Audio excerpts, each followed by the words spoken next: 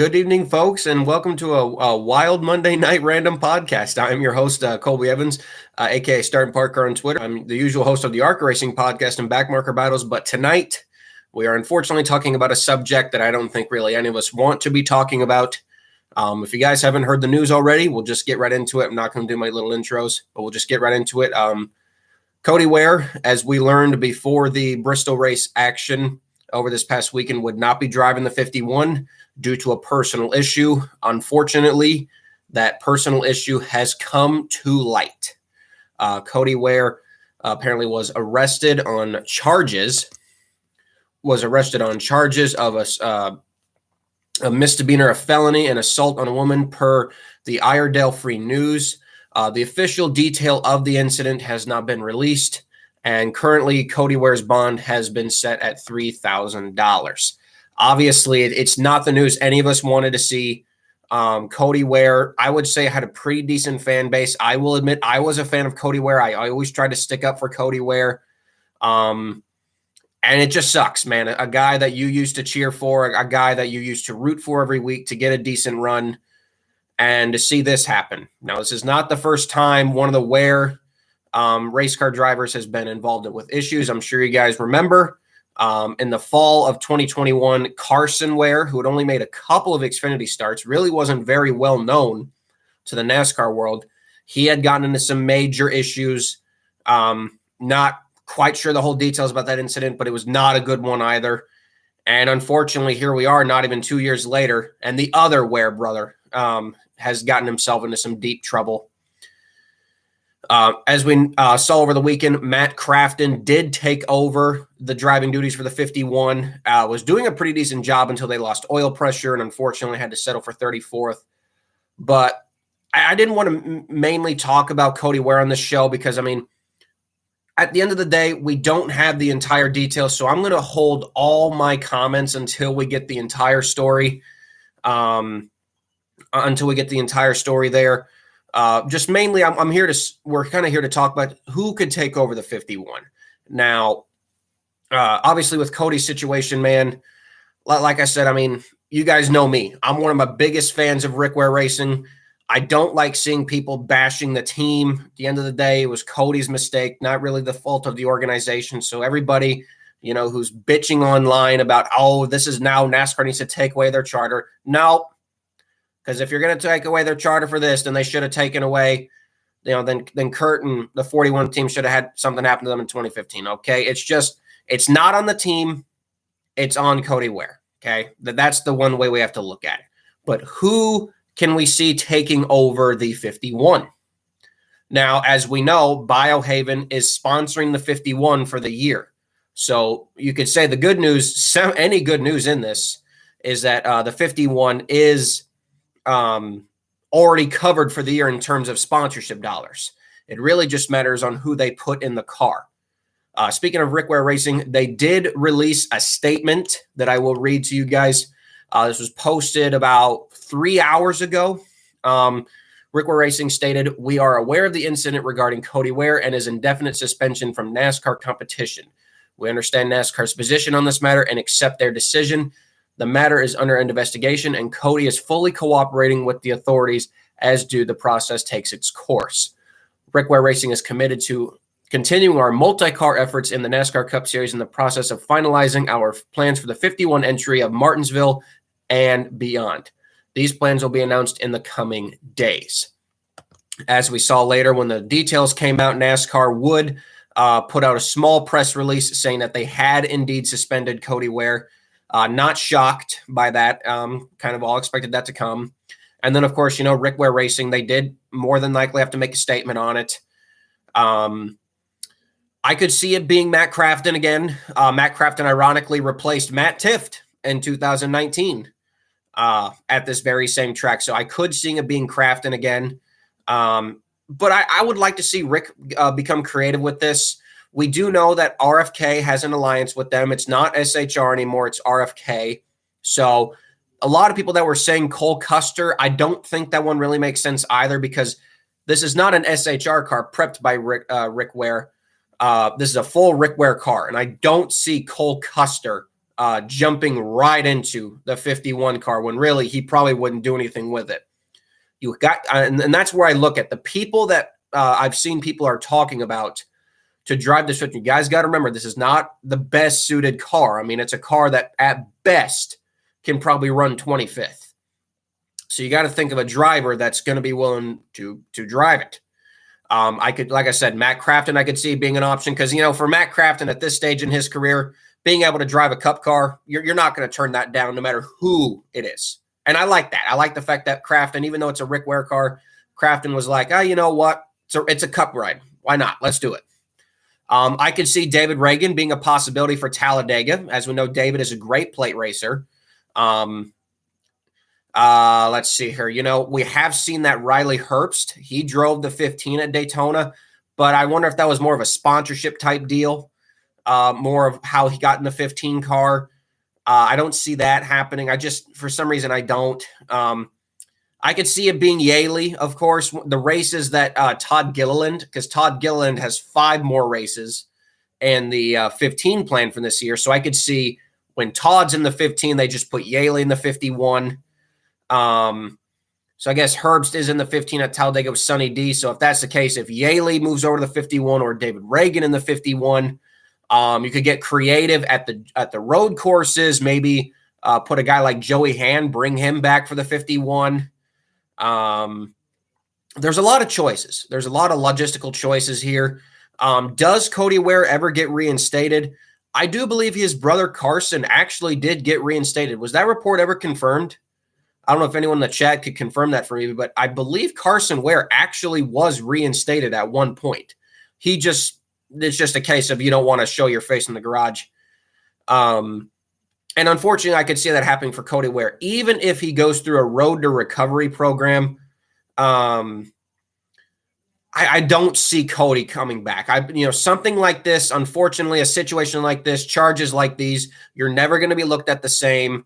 And frankly, it'll get a lot of backlash if Cody comes back. That's the real problem. If Cody does come back, even completes the road to recovery program, there will be a lot of backlash for Ware Racing and NASCAR that they do not need. So, unfortunately, I think, like I said, we've unfortunately seen the end of Cody Ware in NASCAR, period. Kind of weird to think, Cody Ware was actually in NASCAR for a long time. I mean, he was in NASCAR for almost a decade. So that's kind of a weird statistic to look back on. It was just how long Cody Ware's career actually lasted. But even if Cody does technically actually get reinstated like his brother Carson did, I agree. I don't see Cody showing his face again, which it sucks. I mean, they've been documenting all of his mental issues. And like I said, I've met Cody numerous times in the garage area. I've had nothing but nice things to say about him. Talking to him, walking to the garage. I think we walked out to pit road for qualifying one time when I was doing an interview with him. Nothing but good guy. So it really sucks to see somebody that you cheered for, like I said earlier in the video, someone you cheered for every week do something like this. But yeah, let's see. So we've listed off Crafton. We've listed off Yaley. Joey Hand, like I said, could be a possibility. Maybe I know it's a long shot out there, but maybe the Team Hesburgh drivers. I mean, they did drive Fords after all, although I do believe, was one of them, were they Fords or Toyotas? I think one of them was a Ford and a Toyota. I don't quite remember.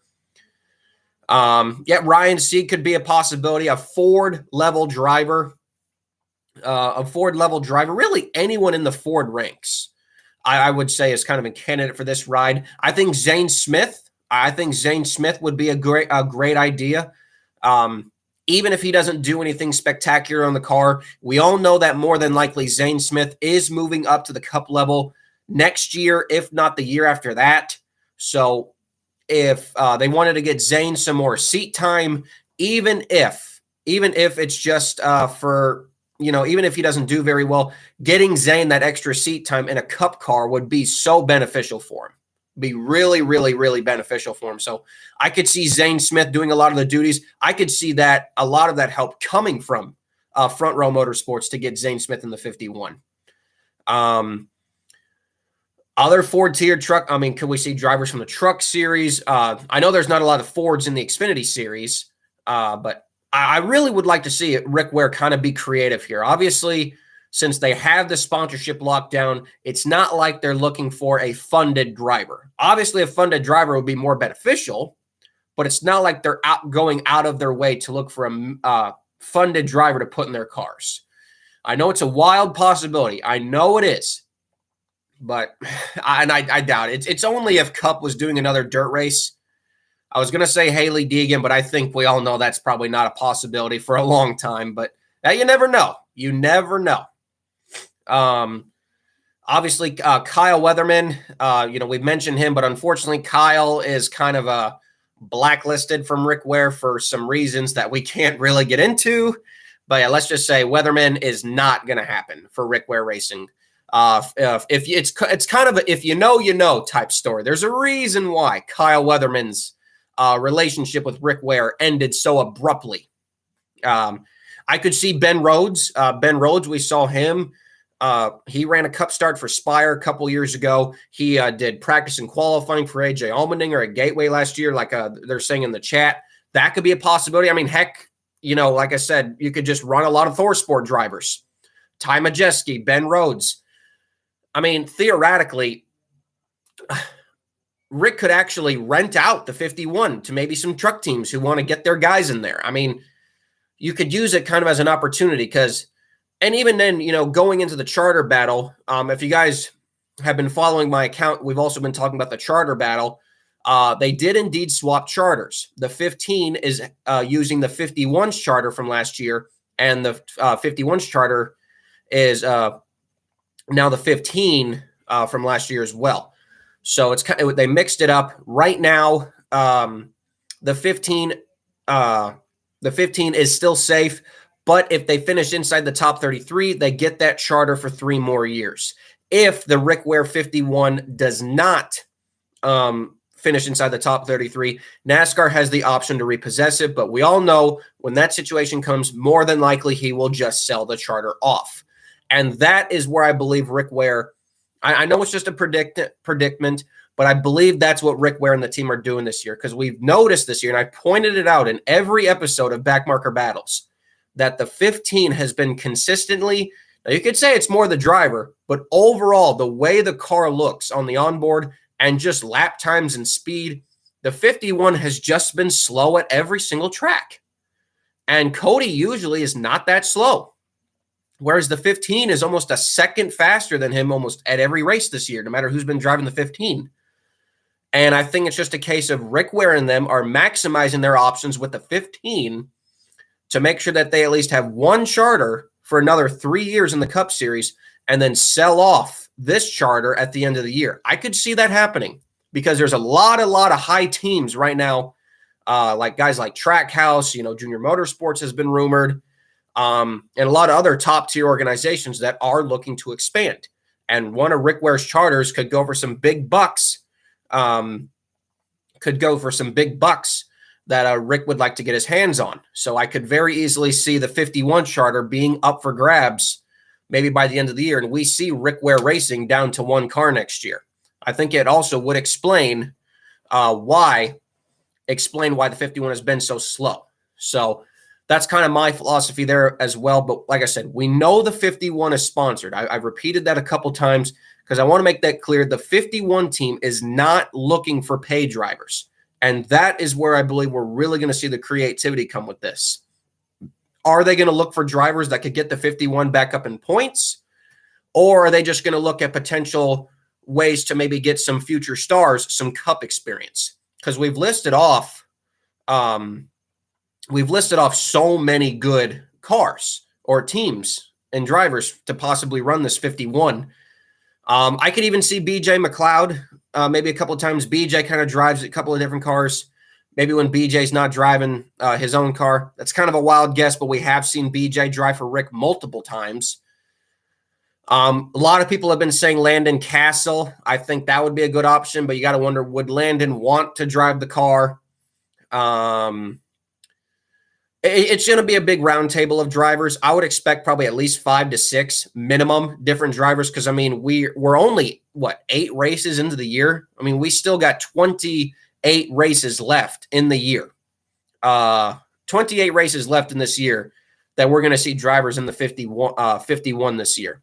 Now, obviously, the Truck Series, they're kind of in the heavy part of their schedule for this year. But, I mean, after July, the Truck Series is about 75% done of their schedule. So I could actually see guys from ThorSport like Matt Crafton, like Ty Majeski, and Ben Rhodes doing a lot of duties.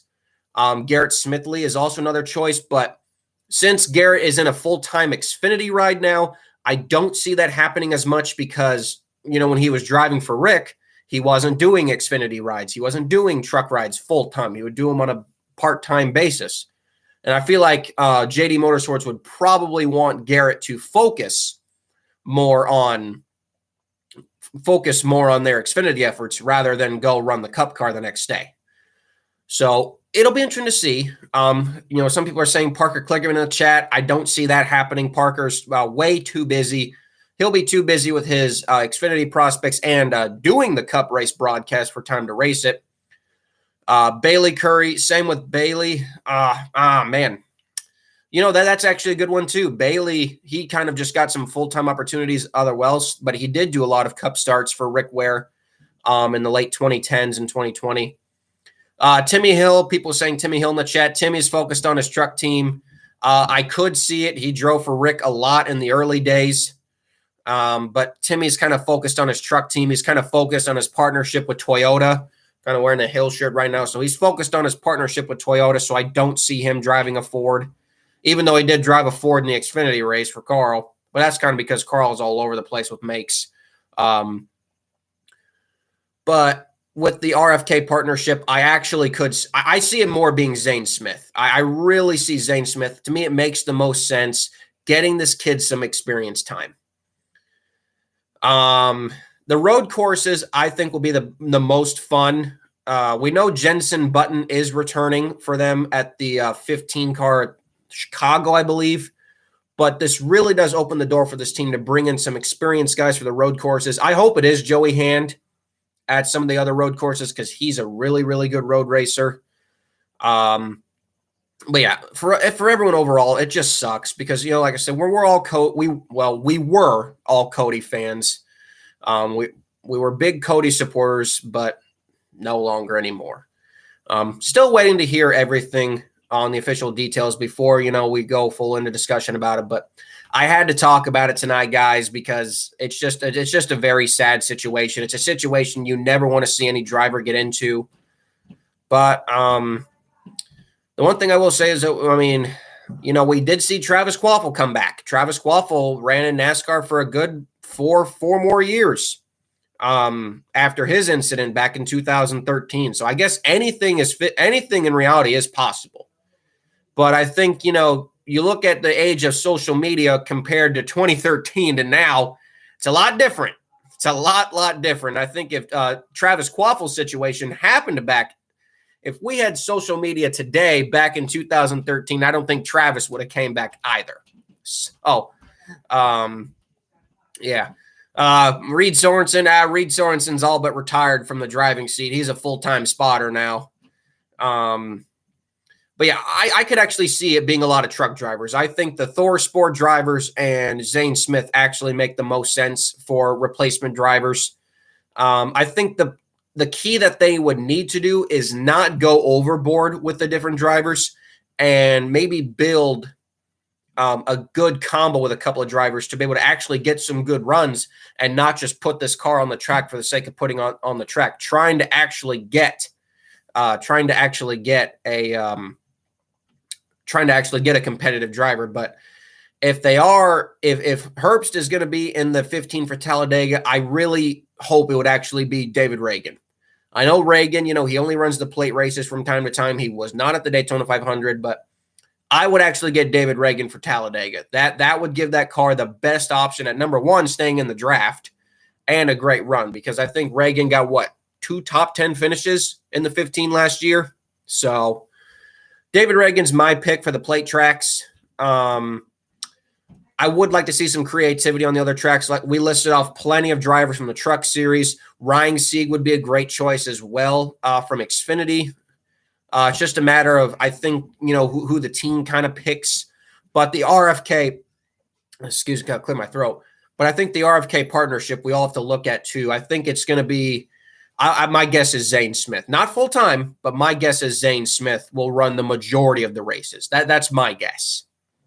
But I don't believe it would be Cole Custer. This car is not something that I don't think Cole would want to drive. So I think all the Cole Custer talk can die down. I think Cole wants to focus on the Xfinity efforts because let's face it, I mean, if you put Cole Custer in there, he's trying to run for an Xfinity championship. He doesn't have time to worry about it. Yeah, Carl Edwards. Man, that'd be awesome. Carl Edwards driving for Ware Racing. Some names I've seen, even Ryan Newman. Ryan Newman, he's not doing anything. He's just running modifieds. But at the end of the day, I don't see Ryan Newman, a high-profile driver like him. I don't see him coming back to drive for Rick. So, yeah, it'll be interesting to see. Obviously, when we do our backmarker battles review or preview show on Thursday, yeah, Greg Biffle. I could see him. Who knows? I mean, Greg Biffle came back and drove for NY Racing, so I guess anything's possible there too. So, yeah, we'll go over more of the story on Thursday for backmarker battles when we actually have the driver announced. I assume the driver will be announced either tomorrow or Wednesday. But, yeah, more information will come out. That's when we'll get more of this story. But I just wanted to come on here tonight and talk about it because obviously it's just a sucky situation overall. It doesn't paint Cody Ware obviously in a great light at all. Doesn't paint Ware Racing and Rick Ware in a good light either. And it's just, again, another bad PR day for NASCAR because you don't want to see a NASCAR driver in the news for something like this. So just sucks overall, man. It's a really sucky situation for overall. I hope the Ware family in general is doing okay. I can't imagine what Rick himself is going through, seeing his kids have these kinds of issues. It's going to be weird. I want to make it clear I don't want anyone to, if we're still fans of Rick Ware Racing, I don't want this to change your opinion. If you don't want to cheer Rick Ware Racing anymore, you don't have to. I'm still going to cheer for them because I'm a J.J. Yaley fan through thick and thin. I'm a big J.J. Yaley fan. So I'll always cheer for Rick Ware. So I hope, for the people who are still Rick Ware fans after this, I wouldn't let it change your opinion on the team. Just because a driver does something, I wouldn't let it change your opinion on the team. But obviously, you guys are allowed to cheer and boo-hoo forever you want. There's a lot of people who watch me who wonder why I cheer Rick Ware Racing so much. It's because I just root for the back markers. That's what I've done my whole life. So, can't wait to see who they are going to get for the 51. My guess is Crafton, again, just because he has driven this track before in a Cup car. But if you guys want to pick, you guys can put your picks in the comment section below. And we will be back tomorrow for our backmarker battles review of Dirt Bristol. So yes, I will see you guys tomorrow at 7 p.m. Central Time once again. You guys enjoy the rest of your Monday night. And yep, we will catch you all tomorrow. Colby Evans, Start and Park Car, signing off. So long, guys.